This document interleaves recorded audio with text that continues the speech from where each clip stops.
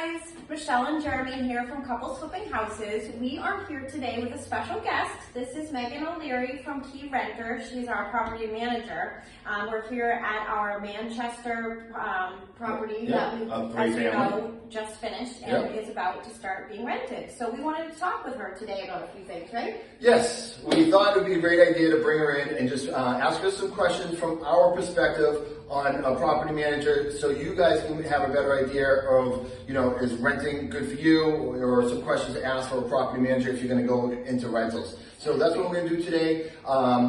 Tell us a little bit about yourself, just to give them an idea. Obviously, you run Key Renter, property management company out of Bedford, New Hampshire. Correct. And how many units are you currently managing? So currently I manage 125 units, most of them being single-family homes, condos, townhouses, and small buildings. Terrific, terrific. And how long have you been in the property management world? Oh, well, I opened this business about a year and a half ago, Okay. but I've been in the business for 16 years. Wow. All right. Awesome. Awesome. So one of the things we were talking about before we started this interview was this place is vacant and ready to be rented. Yes. We have an ad out, but we're not quite getting as much attention as we hope to. Not as much traction. So we thought maybe our pricing, we're eager. We went over budget, so we're trying to squeeze the top of the budget out. We may have pushed the envelope a little bit too much on that. So with that being said, we thought, hey, let's talk about the price points on this and how do we determine price points? Because if you're going to buy a rental house, you're spending all that money, you need to know how much cash flow you're going to get back. So,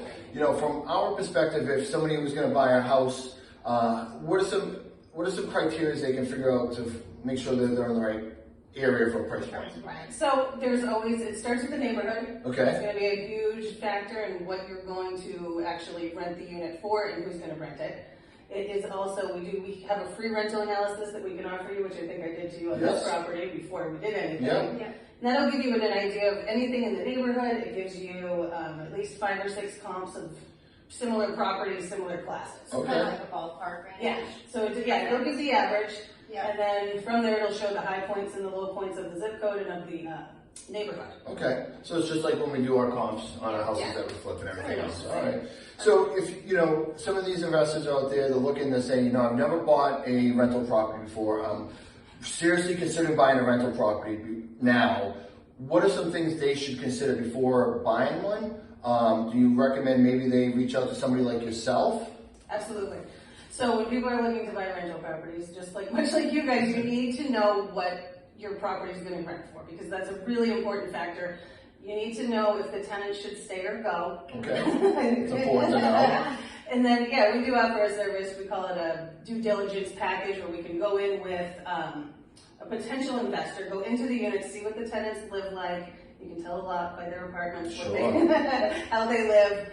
And then also, just the bones of the place. You want to bring in a home inspector, all that stuff to make sure that you have. Okay. Yeah, that's a great idea. Yeah. And I guess my last question is, for somebody experienced like you are dealing with investors, what are maybe some common mistakes you can tell that we make as investors? Please tell us. Yeah, so they and us especially can avoid them going down the road. And I know any time. Please. So you want to make sure that you Rochester's our 5-family, by the way. We're under construction. You want to make sure you have all your tenants' contact information. Yep. You want to make sure. Which we had none. Correct. You want to make sure the unit numbers are correct. We didn't have those. We still don't have those figured out 2 months in. And you want to make sure just that, the previous owner, they get tenant ledgers, see how they made payments, make sure they paid on time, because we did have one girl that said, she paid, I don't think she paid, we don't really know. We'll never know. Yeah. So those are good points. Unfortunately for us, when we buy our property sometimes off market, the situations can be distressed. This particular situation in Rochester, the husband passed away. He handled the properties for many, many decades, and the wife was really out of the loop with everything, and the bookkeeper wanted to provide us no information at all. We know we had it at good value, but we really had no other information on the property. It was a little bit of a risky gamble to buy it on that, but it's all going to work out in the end. Just made her life a lot more complicated, but we'll make it up for her in the end. So. Listen, if you guys have any questions you'd like us to ask her down the road, we'd love to have her on again. And, if you guys can think of some really good questions, please. Comment on this post even, and we'll get some answers. Remember, follow us on YouTube, Instagram, and Facebook. And that's it for today, guys. Hope to see you soon. Say bye to Megan. Bye, guys. Bye, guys. Bye, guys. Take care.